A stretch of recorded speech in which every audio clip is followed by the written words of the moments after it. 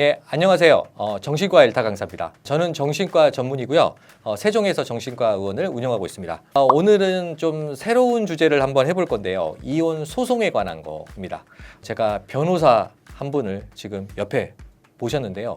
제 정신과 진료하다 보면요, 그 이혼 소송에 좀 많이 관심이 많거나 그걸 고민하시는 분들이 많더라고요. 근데 제가 이게 정신과 의사다 보니까 법률적인 걸 잘 모르잖아요. 그래서 여기 구독자분들한테 이 법률적인 것부터 좀 가르쳐 드리려고, 제가 가르쳐 드린 건 아니고 이 변호사분이 잘 가르쳐 드릴 겁니까? 제가 좀 질문하고 답변하는 형식으로 한번 진행을 하도록 하겠습니다. 우선 좀 소개를 먼저 해야 될 것 같아요. 오늘 오신 변호사분요, 법률사무소 하늘 대표 변호사십니다. 아는복 변호사 되겠습니다. 네, 안녕하세요. 저는 대전 둔산동 대전지방법원 앞에서 법률사무소 운영하고 있는 이혼 및 부동산 전문 아는복 변호사입니다. 반갑습니다. 그러면 변호사님한테 바로 그냥 본론으로 들어갈게요. 네.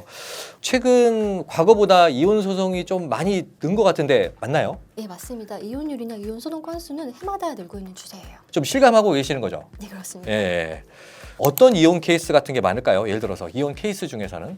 사실 이혼 사유 중에 가장 많은 비중을 차지하고 있는 것은 배우자의 외도로 인한 이혼입니다. 외도로. 예. 그 외도는 좀 이따 한번 다시 좀 네. 다뤄보도록 할게요. 굉장히 좀 중요한 내용인 것 같아서. 그렇습니다. 그리고 요즘에 이제 젊은 분들이 이혼이 많나요? 아니면은 나이가 좀 드신 분들, 뭐 예를 들어 중년 이상 어떨까요?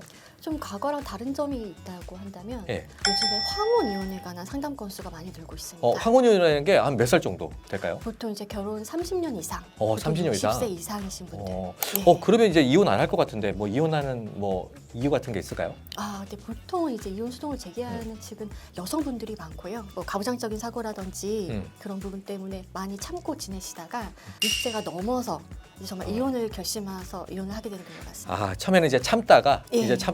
이제 못 참겠다. 네. 뭐 그런 거 있을 것 같아요. 예를 들어서 뭐 그 이제 애들 결혼 다 시켜놓고 이제 맞습니다. 결혼하기 전에는 좀 이혼까지 해가지고 맞습니다. 모양새 그러니까 이제 애들 다 결혼도 시켜놨으니까 이제 그냥 이혼하자 하시는 분들 좀 있겠죠. 맞습니다. 네. 그리고 자녀분들이 되게 어머님의 그 이혼을 도와주시는 경우도 많아요. 그렇죠. 저도 예. 그런 케이스가 있었는데 어머님이 오셔가지고 이제 막 힘들어하시는데 어머님은 이혼 안 하시려고 하셨거든요. 근데 막 이 나이에 무슨 이혼이야. 자녀분들이. 네, 자녀분들이 계속 어머니 이혼해야 된다라고 해가지고 저보고 좀 설득해달라고 해서 하시는 분들도 좀 있었어요. 그러면 이혼을 우리가 이제 결심을 하잖아요. 그러면 이혼하는 방법은 뭐가 있을까요? 이혼하는 방법은 협의 이혼이 있고요. 네. 재판상 이혼이 있습니다. 그래서 만약에 뭐 이혼 여부라든지 재산 분할, 뭐 양육권 이거에 관해서 협의가 됐다라고 한다면 이제 가정법원에 협의 이혼의사 확인 신청서를 제출해서 협의 이혼을 하는 방법이 있고요. 예. 만약에 이혼 여부, 뭐 재산 분할 어떤 거 하나라도 제대로 이제 협의가 안 됐을 때에는 이제 이혼 소송을 제기해서 판결을 통해서 이혼을 하는 재판상 이혼이 있습니다. 그 협의혼이라는 게 그 막 도장 찍는 거 이런 거죠. 예, 처음에 막 맞습니다. 도장 찍어 막 이런 거 있잖아요. 협의서를 이제 제출을 하죠. 제출하는 거죠. 네. 근데 만약에 협의서를 제출을 했어요. 네. 근데 제출해가지고 갑자기 생각이 바뀌었어.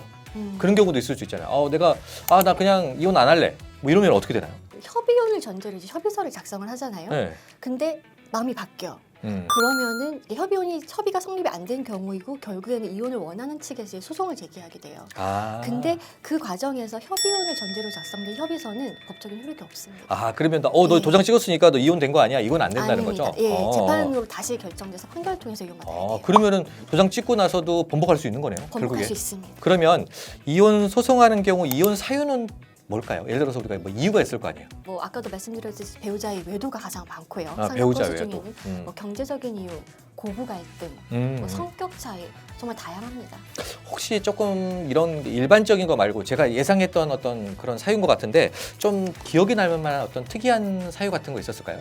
그 의뢰인이 상대 배우자의 그 조현병으로 조현병으로. 고생을 하시다가 이제 네. 이혼 소송을 제기했던 사건이 있습니다. 네. 배우자가 정신 질환을 앓고 있다라는 사유만으로 이혼이 되진 않아요. 왜냐하면 저희 법에서는 부부들 사이에 동거부양 협조의 의무가 있고요. 그 상대 배우자가 정신 질환을 이제 앓고 있으면 애정을 가지고 이것을 적극적으로 같이 치료를 위해서 노력을 해야 될 의무가 있습니다. 근데 이런 노력 아무것도 없이 배우자가 정신적 질환이 있고 내가 힘들다. 나 그래서 이혼하고 싶다. 그래서 이혼 소송을 제기하면 법원에서는 상대방이 동의하지 않는 이상 이혼 판결을 내리지 않습니다. 그러니까 어떻게 보면 그 정신질환이긴 하지만 조현병이 심한 정신질환이지만 이것도 어떻게 보면 질병의 관점에서 보는 맞습니다. 거죠. 예, 똑같아요. 그러면 만약에 이제 뭐 중병 있죠. 예를 들어서 아주 심한 병, 뭐 제가 의사니까 뭐 루게릭병을 걸렸다든지 아니면 우리가 거의 사망할 수 있는 그 다음에 뭐 심한 뇌졸중이라든지 뭐 암에 걸렸다든지 이런 걸로 뭐 이혼 사유가 되나요? 정신적 질환과 이제 비슷한 케이스인데요. 아까도 말씀드렸듯이 어쨌든 병이 걸렸다는 사유만으로 이혼은 되지 않고 이것을 위해서 적극적으로 노력을 합니다. 노력을 하는데 이게 나아지지 않고 계속 이것으로 인해서 가족들이 힘든 상황이 장기간 지속되는 경우가 있어요. 그럼 정신적으로도 힘들고 경제적으로도 정말 많이 힘든 상황이 됩니다. 이렇게 됐을 때 이 고통을 이제 배우자가 감내하는 것이 너무 가혹하다 정도로 이제 판단이 되면은 법원에서는 이제 이혼 판결을 내리는 경우가 있습니다. 그러면 또 다른 질문인데 네. 이제 외도나 불륜이죠. 불륜으로 이혼하는 경우가 얼마나 많을까요? 절반 이상이 이제 배우자의 외도는 그러면 있습니다. 그래요. 그럼 50% 이상인데 굉장히 많네요. 네. 어. 근데 조금 덧붙여 설명을 해드리면, 그러니까 배우자의 불륜으로 이제 이혼을 하겠다고 찾아오셔서 네. 이제 상담을 하고 전체적인 결혼 스토리를 들어보면요, 네. 불륜으로 이혼을 한다고 하지만 네. 이미 그 전에 이제 숱하게 많은 문제들을 갖고 있는 경우가 많아요. 그렇지. 그러니까 결국에는 배우자의 불륜만으로 이혼을 하는 게 아니라 배우자와의 이혼을 결정하게 되는 어떤 중요 계기가 불륜이 되는 경우가 많죠. 근데 좀 심리적인 거를 한번 제가 이야기를 해보자면 네. 그런 것도 있는 것 같아요. 이게 힘든 거 가지고는 뭔가 명분이 안 될 수도 있을 것 같아요. 왜 이혼했어? 그랬을 때 뭔가 조금 그러니까 뭔가 이야기하기 사유라든지 이렇게 맞아요. 명확하지 않으면은 뭔가 명분이 필요한데 딱 불륜은 명확한 너무 명분이니까. 명확하죠. 예. 예. 그러니까 또 이혼을 결정하게 되는 뭐 사유가 될 것 같기도 하네요. 불륜 중에서 조금 특이했던 거 좀 있을까요? 예를 들어서 보통 이제 불륜이라는 것은 직장 동료, 직장 아니면 동료, 뭐 그렇죠. 동호회나 모임, 어. 자주 얼굴을 봤던 사람들과 네. 조금 그렇죠. 계기가 생기는 어. 경우가 많죠. 예. 근데 그 제가 했던 사건 중에 여자분이셨는데 예. 직장 생활 했던 것도 아니고 성격도 이제 굉장히 내향적이셔서 뭐 모임이나 활동을 자주 하시는 분도 아니었어요. 근데 중학교 때 이제 과외해줬던 대학생 오빠가 있었습니다. 아 오빠, 예. 어머, 그러면은 굉장히 거의 오래된 거 아닌가요? 20년 정도가 지난 어. 다음에 이제 우연히 이제 연락이 닿게 돼서 어. 서로 안부를 묻다가 같이 밥이나 한번 먹자라고 해서 이제 한번 밥을 먹을 기회가 네. 만들어진 거죠. 예.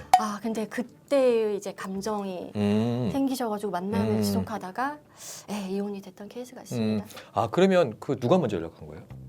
오빠. 오빠가 그럼 오빠가 좀 문제가 있는 거네. 오빠 그런가요? 그러게 좀 특이하긴 하네요. 사실 굉장히 오래 기억도 안 날 것 같은데. 근데 굉장히. 이제 뭐 카카오톡이라든지 음. 요즘은 뭐 페이스북이라든지 SNS가 굉장히 많이 발달이 되어 있어서요. 그러네. 예, 사실 연결이 우연찮게 건너 되는 경우가 많아요. 그래서 제 생각은 예. 기혼 남녀는 예. 서로 안부를 물으면 안 돼요. 또 궁금한 게 불륜을 이제 어떻게 알게 될까요? 예를 들어서 그래도 뭔가 인지하니까 네. 이제 뭔가 이혼도 시작하고 할 텐데. 가장 많이 이제 발각이 되는 케이스가요. 카카오톡입니다. 카카오톡. 그 다음에 이제 블랙박스. 블랙박스. 그리고 가끔 이제 구글 타임라인.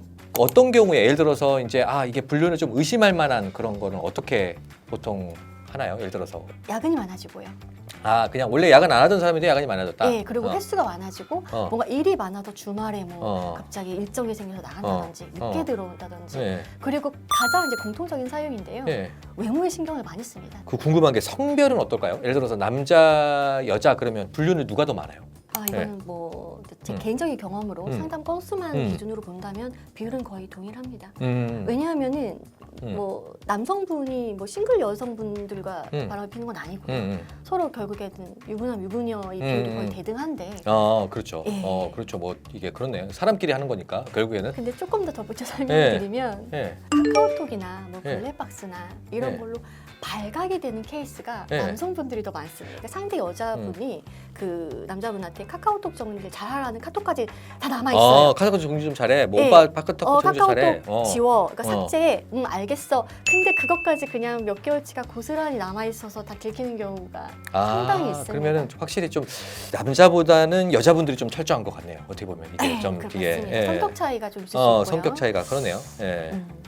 그다음에 이제 뭐 다른 걸로 뭐 카카오톡 말고 더 다른 것도 뭐 있을까요? 예를 들어서 제가 이제 했던 사건 중에 네. 좀 특이했던 네. 것이 하나 있는데 남편분이 이제 좀 야근도 많아지고 좀 주말에 이렇게 친구 일을 도와준다고 잠깐 나가고 의심스러운 정황이 됐어요, 여자분이. 근데 이제 심증만 있고 물증은 전혀 없었죠. 이분들이 이제 고양이 3마리를 키우면서 몇 년간 집에 CCTV를 달아놨습니다. 그래서 여자분이 이제 CCTV를 한번 돌려봐요. 근데 계속 돌려봐도 집안에서 뭐 같이 식사하고 TV 보고 밥 그렇죠. 먹고 수다 떨고 이런 네. 장면들만 있지 단서가 될 만한 게 없었던 거죠. 근데 어느 한 장면에서 이렇게 필이 꽂히십니다. 남편분이 통화를 하고 있어요. 근데 그 표정이 너무 화나고 다정한 표정이었던 거죠. 그래서 이제 그 장면을 포착해서 소리를 이제 굉장히 키워서 그 대화 내용을 듣습니다. 근데 그 대화 내용이 네. 불륜을 뭐 의심할 수밖에 의심은, 없는 너무 어. 정황이 확연히 드러나는 대화 내용이었던 거죠. 그래서 이제 증거를 포착해서 어. 이혼소송을 제기해서 이혼 판결을 받았던 사건이 있어요. 그러면 불륜을 확실하게 할 만한 그 대화 내용은 게 뭔가요? 여기서 좀 말씀드리기가 좀 아, 그래서요. 그래요? 그러면 뭐 39금의 대화 39금, 19금도 아니고 39금 정도. 예. 그러면 어떤 내용인지 뭐 그냥 유추는 할 수 있겠네요. 네, 예, 그렇습니다. 알겠습니다. 예. 그러면 이제 불륜을 바로 알았잖아요. 그러면 어떻게 대처하는 게 좋을까요? 그러니까 보통 그 불륜의 장면을 직접 목격하는 경우는 드물고요. 음. 아까도 말씀드렸듯이 배우자의 핸드폰을 통해서 카카오톡이라든지 블랙박스라든지 뭐 문자 내용을 보면서 알게 됩니다. 그러면 일단은 그 카카오톡이나 그 메일이나 뭐 블랙박스를 뭐 사진을 찍어 놓는다거나 또 녹음을 해놓는다거나 하는 방법을 추천을 드리고요. 이걸 당장 이제 증거 자료로 사용하라는 취지는 아니에요. 왜 이렇게 이런 말씀을 드리냐면은